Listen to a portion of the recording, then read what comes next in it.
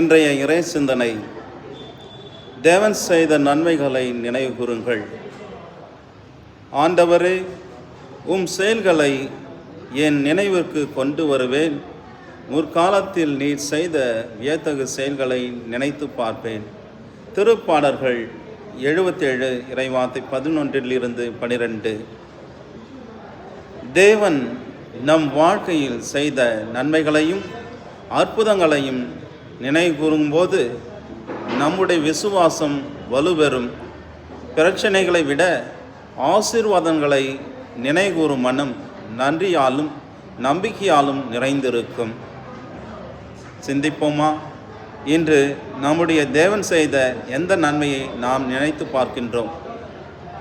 ஜெபம். ஆண்டவரே, உம்முடைய நன்மைகளை மறவாமல் நினைவுகூறும் இதயத்தை எங்களுக்கு தாரும். எங்கள் விசுவாசம் வளரவும் எங்கள் ஆனந்தம் பெருகவும் உதவி அருளும். ஆமேன். எல்லாவல்ல அன்பிறைவன் தந்தை, மகன், தூய ஆவியார் ஆசீர்வதிப்பாராக. God bless you.